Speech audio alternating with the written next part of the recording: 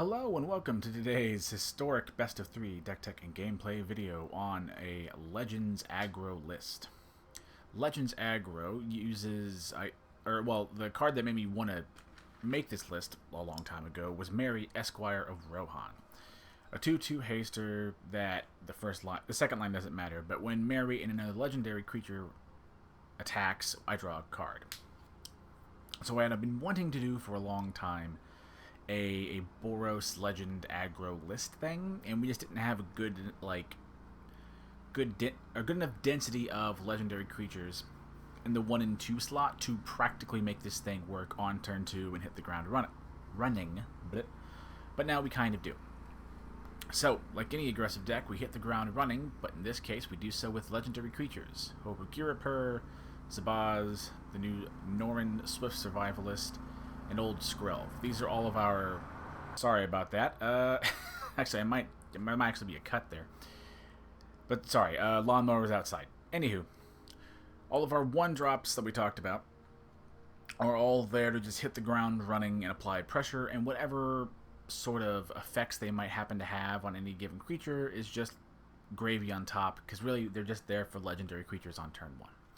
Turn 2, besides Mary, we also have Baird and the new Arabella as other legendary creatures that are on turn 2 that have generally good effects, though Arabella is, and I'm not exaggerating, I think the only card from Duskmourn that excited me at all. Everything else is a miss in that set to me. But anywho, we play some more legendary creatures on turn 2. This can go over here. On turn 2, and we also have a couple bits of support here. Flowering the White Tree and Lightning Helix. Flowering to buff our board, Helix to be damage and removal. And we have a couple copies of Boromir, Warden of the Tower. Again, legendary creature, but in this case, good effects, besides, countering free spells. Being able to act as insurance for our very flimsy game plan by giving our creatures indestructible is very nice. And again, a perfectly fine body. And a Skyclave Apparition, because you need some sort of interaction, and it's also a creature, so it does double duty in an aggressive deck. And the last card is a Showdown of the Skulls, which is our second draw engine besides, Mary itself. Themselves, whatever. Besides Mary, we have Showdown of the Skulls to draw us cards, and to, in theory, make our board a little bit bigger. And honestly, that's the basics of the list. It's one of those... We play legendary creatures on turn 1, hopefully some on turn 2, and on turn 3, and just try and bonk them and go face. It's at its heart, it is a typical Boros aggro deck. It just got some extra flavor in it. Land base, also pretty simple. Anything that comes into play untapped on turn 1 is ideal. Sacred Foundry, Sunbaked Canyons, some basics, Ramanava Ruin. We do have some somewhat unique, we'll call them utility lands. Minas Tirith is oftentimes a quote, better planes, end quote, and also can be a way to draw cards. A couple Iganjos, since the channel cost is going to be reduced heavily, since our deck is all legends anyway. And a couple copies of Mobilized District as our creature land, where normally I would probably run something like a Den of the Bugbear or something. Mobilized District happens to work really, really well. Again, with the very high density of legendaries, it is not at all difficult, I should say, to get a Mobilized District to activate for free and be a 3/3 with Vigilance. It's pretty damn good. And also a Shatter Skull Smashing for more utility in the land base. And that's all for the main deck. The side deck, typical Silver Bullet cards. Thalias for non-creature spells, Rampaging Ferocidons for life gain decks, Urza's Ruinous Blast, and you could also argue Cleansing Nova, are in the sweeper category, where Urza's Ruinous Blast, we can sort of craft a board state that it can almost function as a one-sided sweeper, since most of our deck is legendaries anyway. A couple copies of Rest in Peace for Graveyard Hate, a couple Witch Enchanters, so we can have some artifact and enchantment removal if you need spot artifact and enchantment removal. And again, Nova can also be this, but a sweeper form. A couple Chandra's Awakened Inferno and Chamil... Come on. and the Inner Sun, however you pronounce it, as ways to not only go later against control-heavy decks, since neither of these spells can be countered, but the Inner Sun also gives us a little bit of card draw, since the deck doesn't really struggle if against other aggressive decks, draw dependent, but if you run into a lot of heavy counterspell decks like Demir Mills or some Azorius controls floating around, it can really, really get absolutely stomped on, since it does require a board state that meets very particular criteria more than just a normal aggro list, where a normal aggro list wouldn't have this many uncounterable things, but this one does, though they're not hard necessary, they're just nice things to have. But anywho, thank you all so much for watching. Don't forget to like the video if you like it, subscribe if you like my grab bag of content and would like to see more in the future. And if you have any questions, like I don't have X, what about Y, or other generally nice and or constructive comments, go ahead and leave them below and I'll do what I can to respond to what I see. With all of that out of the way, we'll go on to game number 1. And game number 1 with our little legendary aggro list. And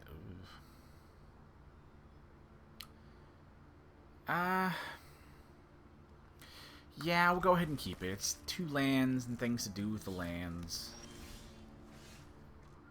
So might as well just take a good thing. Unfortunately, we don't get to hit the ground running on turn 1. As well, we could have, but I think it's going to be better to take a turn off and hit on turn 2. Going against some sort of, like, tempered steely kind of thing.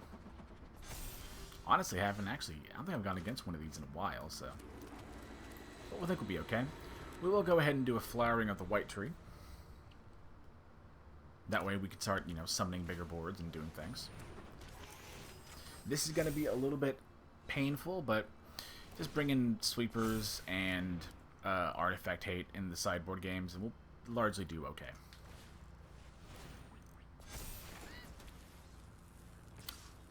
To their credit, they kind of hit the ground running a little harder than we did. But good on them. Can't really complain too much. Guess we'll go ahead and play a Boromir. Hopefully, this will be somewhat useful for blocking. If our opponent gives us a trade for the automaton, I'll happily take it. Isn't it greater than 3? I don't know if that's going to be that useful here. Or are they, like, actual affinity and have... I mean, I know they have, whatever the blue one is that's got affinity that draws you cards. Mirror Enforcer, I think, or whatever the hell it is. They all usually have that floating around somewhere in their list. Thought Monitor, that's what it is. I think Mirror Enforcer is the common one. I mean, good on. That's almost... Oh, he has both. Oh my god. Okay, yeah, they're popping off. Luckily, it's free, so Boromir does counter it. Oh, we're in real trouble here. Yeah, there's no universe in which we survive next turn. There's no point in even continuing. Might as well, just run it. Okay, Nova comes in. Smyrna's Blast comes in. Enchanters come in. Flowering's not that useful. We got to be more controlling. Baird's not that useful. Arabella's nice, but we're gonna again have to be more controlling and just hope we get there. They could have some sort of counterspell stuff in their deck, but I don't think they'd bring that in an affinity match or an affinity deck. Although, I mean, I could be wrong and look very silly. We will go ahead and play first. Bad hand, sadly. That's better. We can do something with that. Probably throw back 1 apparition. But while we have a moment, this deck is... It's not that great, I have to be honest. Like, it's functional. Like, it's not like it doesn't work. It does. It's just not as, like, consistent as if you just played a more traditional...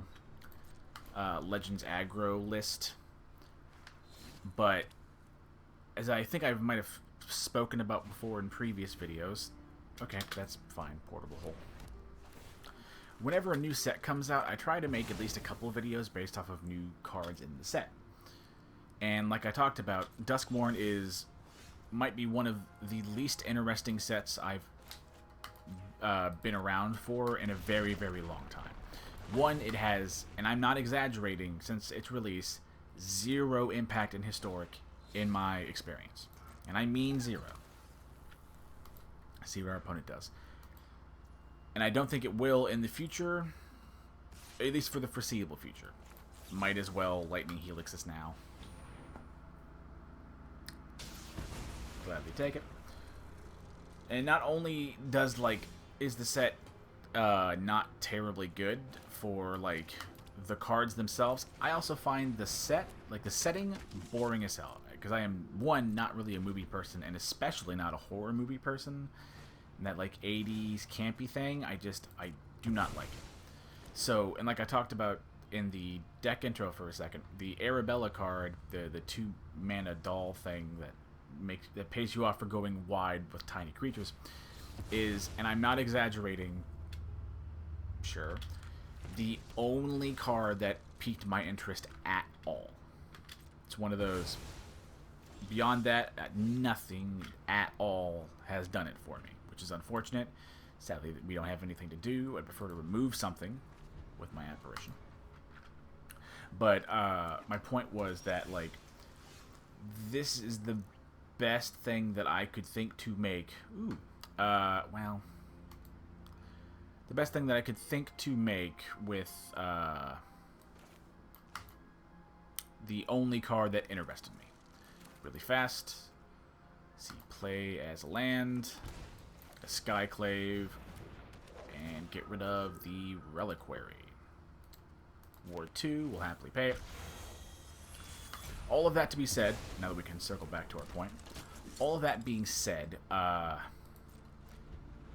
the next couple lists are not going to have cards that are from Duskmourn, because, again, no cards that I care about.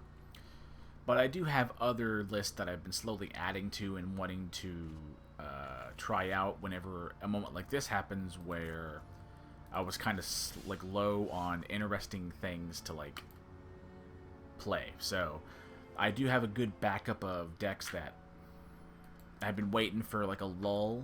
So until the next set, you're gonna, if you like Duskmourn, until the next set, you're not gonna find a whole lot of interesting decks from me on this. Luckily, our opponent has not done that much, so I was able to ramble through and eventually get there. Simulacrum is fine. It's not the most interesting thing in the world, but that's fine. I might actually attack with the Apparition, and if we get the trade, pretty good. Can also draw, depending on what they do. If they take a trade, pretty happy to just kind of go and rip away. Do we do it now?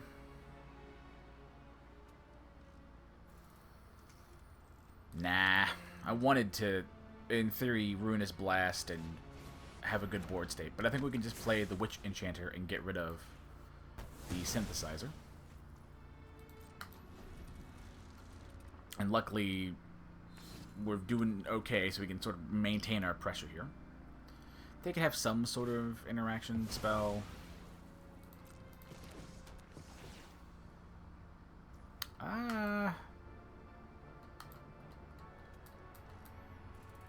Do I make it legendary?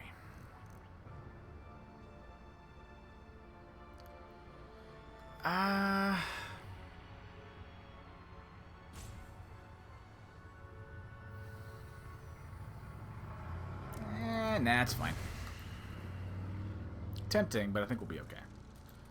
There's an argument to be made that we could have made the Witch Enchanter legendary, but luckily we got there anyway. Go ahead and attack with the Enchanter, and now we're going to go ahead and do a Ruinous Blast. Things are going good enough that we're not going to ask for trouble.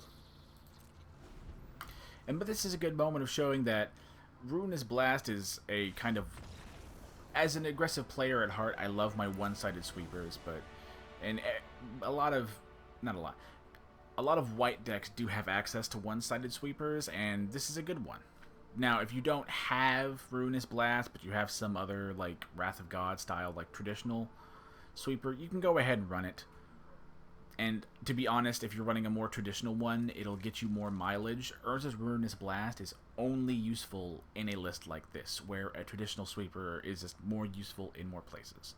So this one is not necessary, but if you have it, run it, kind of thing. Do I change anything? I think I'm actually going to get rid of a Showdown of the Skulls and bring in an Inner Sun here. Legendary Sorcery, that's fine. Yeah, that's fine. I can't remember the name of that Kaladesh 3 mana convoke counterspell unless they pay 3, whatever the hell the name is of that card. I could see them having that. And Jamil, well, this is a no-lander. And the old Inner Sun or whatever, would it be pretty good at, like, dealing with that?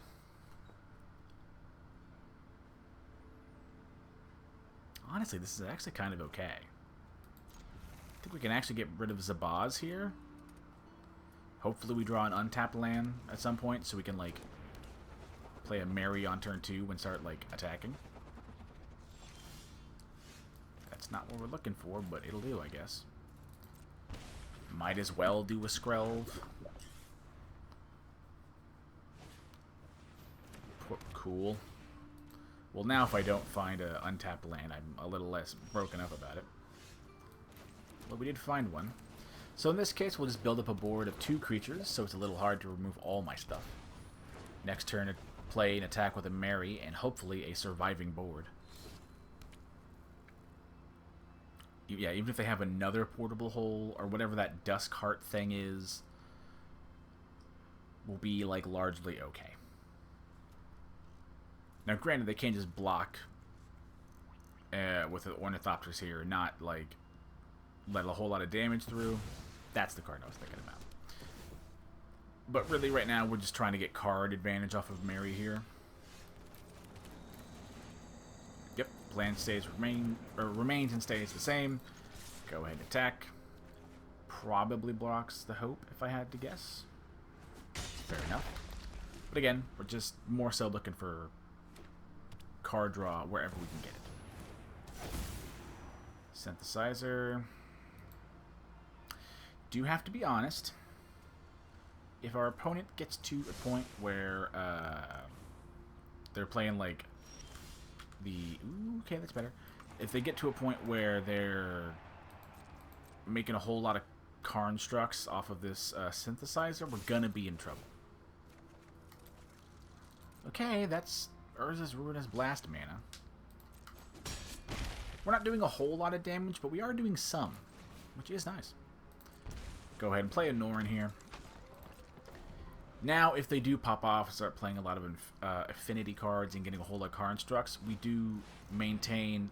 Oh yeah, I forgot about Cannoneer. I've literally never seen this card, like, in Historic until right now. So I don't know if it's great.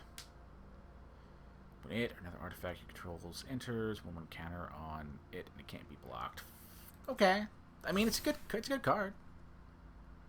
We're going to Urza's Ruinous Blast and make them rue the day they were born, but they did the right thing on paper. Guess we'll do a mountain, so we have access to all of our colors.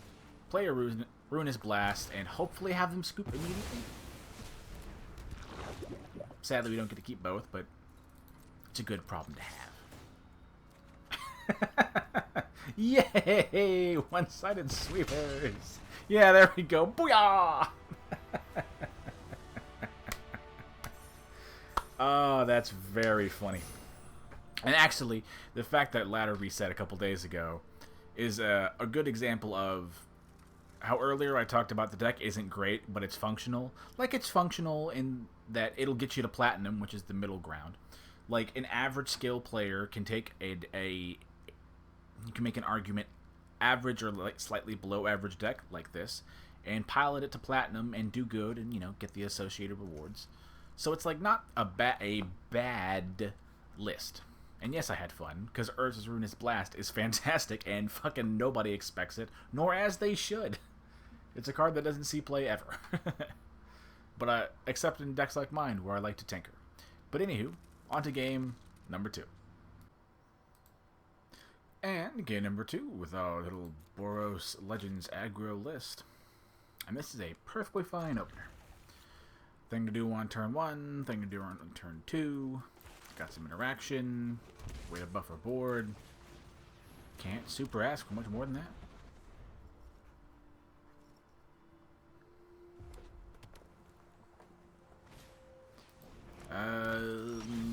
Say, is it Wizards, maybe? I might as well go ahead and attack. I'd be very surprised if they block with the Channeler.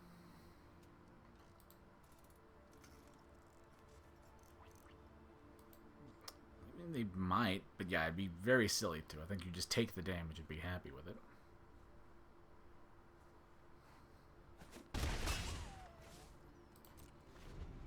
We could, in theory, sacrifice the hope here and stop non-creature. Ruby Medallion. Okay. I know there's like a... maybe like some sort of storm thing going on here.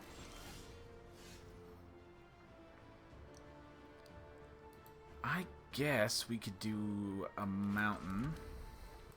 Yeah, we'll do a flowering here. Might try and save the lightning helix for something a little more scarier than a DRC. Again, they don't appear to be doing that much, and if they are some sort of like storm list, I don't think we need to worry that much about explosive turns.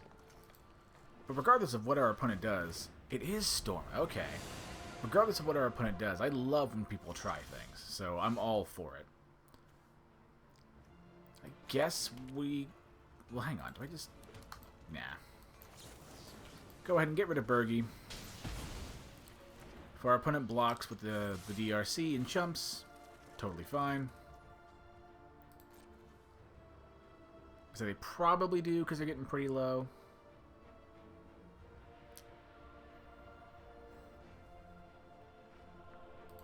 They're in the tank, though. I don't... okay, I didn't shock in the Sacred Foundry because I assumed they were going to block, but clearly I should have given myself the out to just have lethal there. I assumed they would have blocked, and I wouldn't have them at 3, so the Helix wouldn't have done anything. Clearly that was a goof, and that's okay. I mean, goofs happen. What is their list? I'm fascinated by it. Land, land, strike it rich. Basically, get your storm counter up 1. Like, part of me wants to see what they were doing. Okay, so they are like an actual mono-red... I mean, I'm guessing mono-red storm list, which is awesome. I feel bad about just ending it, but, I mean, we're gonna.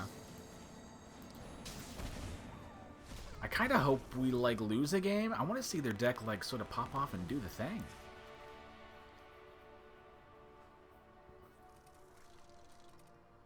I guess Thalias are pretty good here.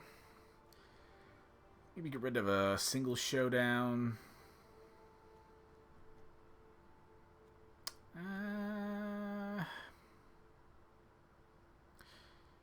Boromir's pretty good in case they happen to get it low. I guess an Arabella can go. Still have 2 of them. Man, yeah, I find their list so fascinating.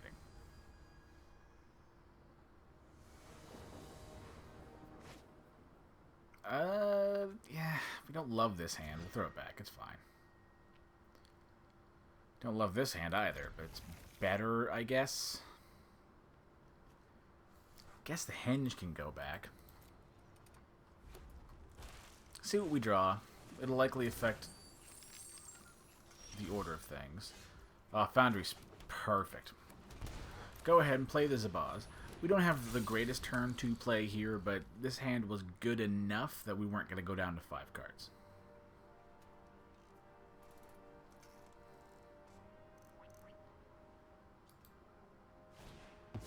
Rin's Resolve. I'm assuming because they're missing land drops. Probably going to land drop and then strike it rich, I assume? Because otherwise they're not going to have access to it. Okay. Guess we'll play Minas Tirith and just do a piddly little 1 damage, unfortunately.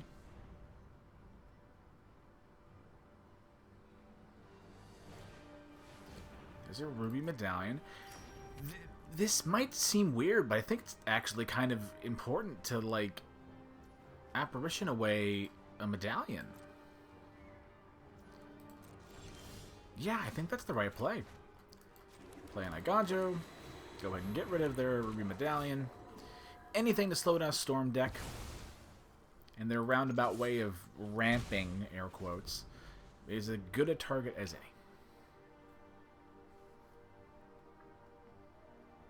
Okay. So they have to have Grape Shot. It is the mono red burn spell, and it's in the format, so I'd assume they have it. Go ahead, play Ruins, and just immediately get rid of the Burgie. Again, anything to slow them down. We're not exactly doing a buttload of damage, but really, more so than being aggressive, we kind of need to stop our opponent from doing their thing. Probably going to be a Boromir. Ooh. Do a Thalia and a Boromir. Hell yeah. It's not going to totally counter their Ruby Medallion, but for their important non-creatures, it basically does. Nothing else. Even if we draw a land next turn, we have a Showdown of the Scalds. We're in a good spot. Oh, please, opponent. I hope... I mean, yes, I know I did the right thing in doing what I could to slow their deck down, but I still want to kind of see them do it, you know? Guess we'll do a Showdown now, see what we draw. Okay, that's less than exciting. Give the Zabaz flying. I guess we attack with a Boromir and a Zabaz. If they take the trade, that's fine. We're happy to get rid of Burgie by any means we can manage. If I say there's an argument that maybe they don't, maybe they're like really close to popping off or doing a good amount of something. We'll see though. Do they have that one in Ignis Elemental thing? The one that like you can like pay a couple mana or something, and it, like you can bounce it back to your hand, and you get like a red and like 2 colorless or something. Oh well. Lose the flip, 1 damage to you. Win the flip, exile it, and it comes back. Okay. There's a Grape Shot for 2. Grape Shot for 3.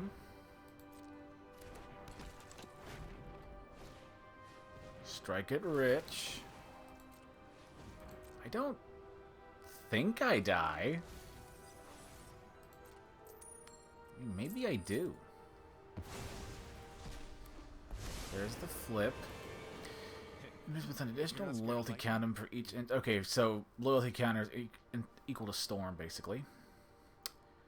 Instant and sorcery spells, 1 less. Deal 2 damage, you divide. Draw a card if you can draw a blue thing other than Ral. Exile top 8. You may cast instant sorceries from them. Cool. What are they at? He's at 4. Making stuff cheaper.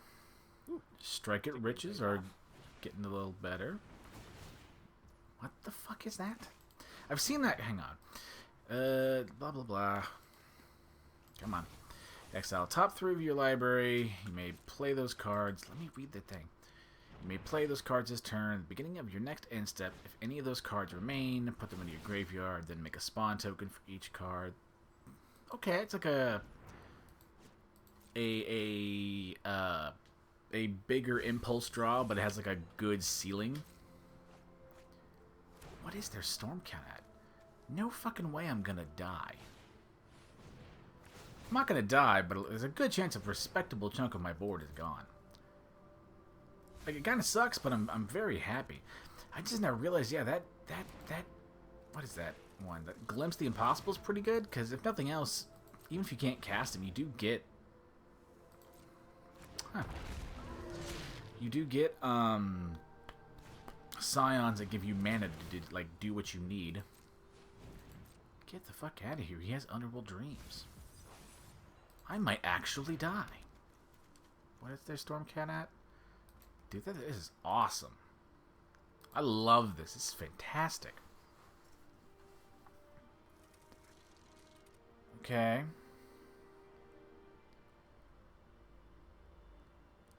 I wish I could just, like, pop the Boromir now. Well, I guess I can, kind of. Yeah, I'm just going to do this. I'm going to pop it now. This way, my creature's indestructible and I can block with a Burgi if I need to. I guess make Skyclave legendary, since it's the only non-legend. This will, like, let our opponent do their thing without having to, like, constantly wait for my input. Okay. Rin Resolve, basically free. Cost 1 mana, but you get a mana back. Oh, please, I hope I lose to Storm. That's fucking awesome. The crazy part is, he's popping the fuck off through Athalia. That's fantastic. That's so cool. Yeah, another good... Yeah. Do your thing. I will, however, if he gets to 21, I will just scoop manually. I'm not gonna, like, sit here and make him, like, do the whole thing. Do you have to transform it? 100%. Lose the flip. If you win, you may exile. Okay, so you don't have to. Oh, yeah, Urabrask does that, doesn't he? Cast instant sorcery spell does 1 damage to target opponent. Add 1. Get the fuck out of here. Weirdly, Mono Red Storm has gotten a whole lot of love, and you would not think it. What is it? Exile Urabrask. Back to the battlefield. Okay, let me read the card, please. 1 red, exile Urabrask, return to battlefield, transform, under control. Cast 3 or more instant sorcery spells this turn. Get the fuck out of here. I might be dead. Yeah, that's awesome. That's so cool, man. I love that. Yeah. Okay, they at least didn't, like, go for an arbitrarily large grape shot. They did the well-mannered thing and just killed me when they had it. That's awesome. Hell fucking yeah, dude. I don't even care if I lose this whole game. If I lose a game to Mono Red Storm, I am all about that. I totally forgot about Urabrask, man. At least this Urabrask. Damn it, that's so cool. I love that. Hell yeah, opponent. G. Gibbous. Now, granted, we're going to have to sit here and wait for the James Bond supervillain thing to eventually kill me, but still, absolutely fantastic. That's so cool, man. I love that. I don't think we changed that much. Yeah, I think we just run it again. Our sideboard strategy was sound. We just gotta, like, hopefully kill them before they, you know, pop off and kill me with Storm. Man, I love that so much. That's so cool. Yeah, I'm sorry. I apologize for the dead space, but I'm just sort of dumbfounded. That's awesome. It's not great. We're going to mulligan that.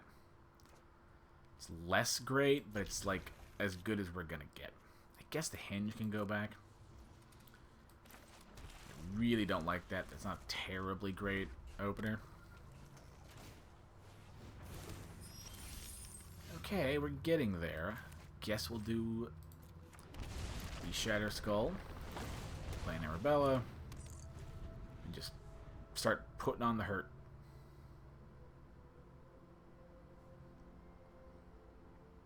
They didn't appear to have that much interaction, and kind of nor should they.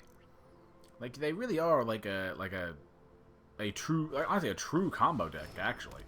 They really probably shouldn't super deviate.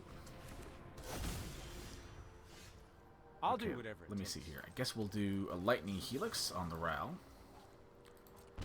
Remaining colorless mana, play as a boss, and next turn we'll probably have to apparition away a ruby medallion. My brain starts to melt. Maybe if they play another Row, we might, what's the word? My apparition that away instead. I just realized I can't play the apparition. I got a little ahead of myself there for a second.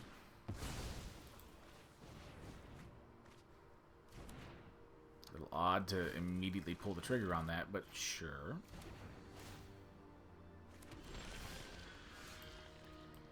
That's something at least. Yeah, that's actually pretty good. And because the Zabaz has modular, it'll actually trigger the Baird, as we discovered. And again, any damage you can get is damage. They might actually not block with that Scion. For a Storm deck, mana wherever you can get it is, like, pretty key. Another little tiny body to make our Arabella attack trigger even bigger. If we happen to, you know, draw the nuts and get another white source, we can actually get rid of the Ruby Medallion, which will be very nice.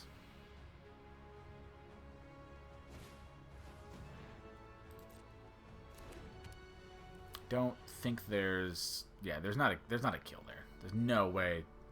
Now, there's like a good setup and draw a lot of turns thing, but I don't think there's a kill in that Underworld Breach.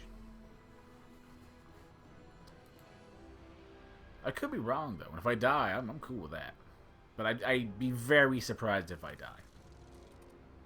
They have, what, 4 mana access to? You could argue a 5th, kinda, sorta. How many cards do they have in their graveyard? 7? So you could only, like, I think, cast, like, 2 spells?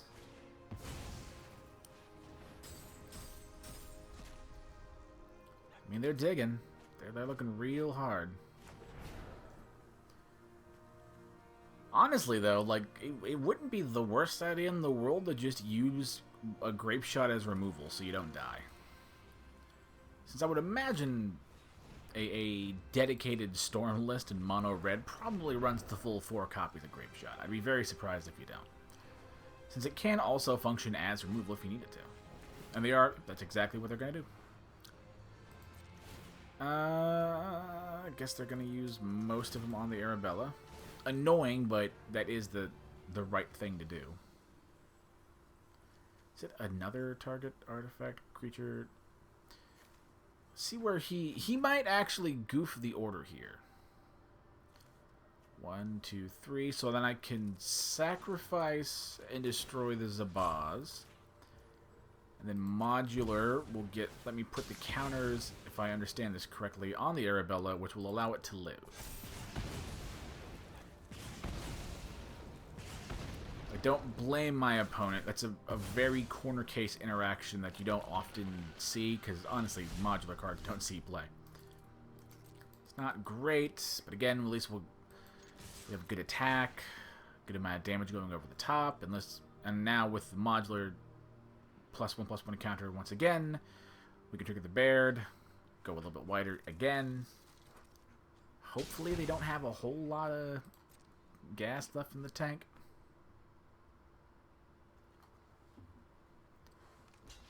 Yeah, I was about to say, probably should block with something here.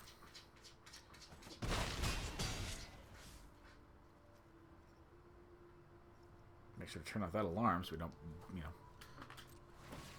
totally lose our minds here with that. A second. Okay. Doing pretty good. Some stuff's going on outside.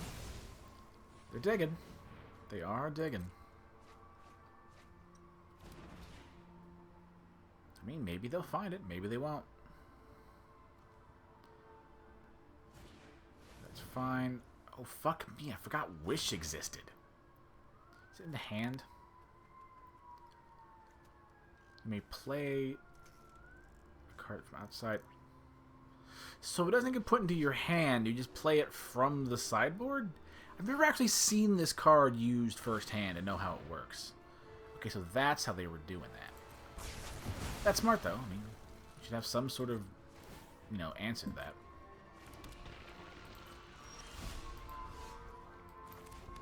Again, not apparition mana, but sure, we'll take it. Play a Showdown of the Scalds. They have one card in hand. I'm feeling pretty good about our chances here. Okay, there's some white sources. We'll take them. Again, damage over the top is damage over the top. And correctly, they are blocking. They realize they're far enough behind that they should.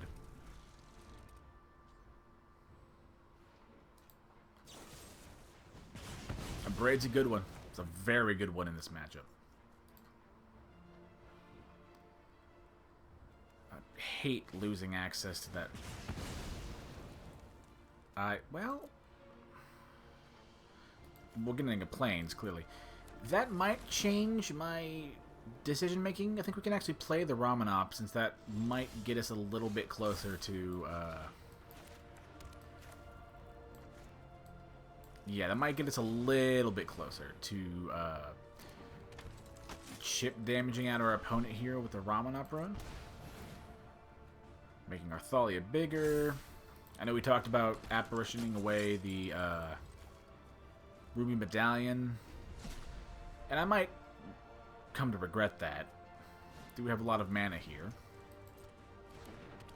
But honestly feeling very good. You can't block, right? Oh, no, it can block. It's just to attack each turn if able, which is fine.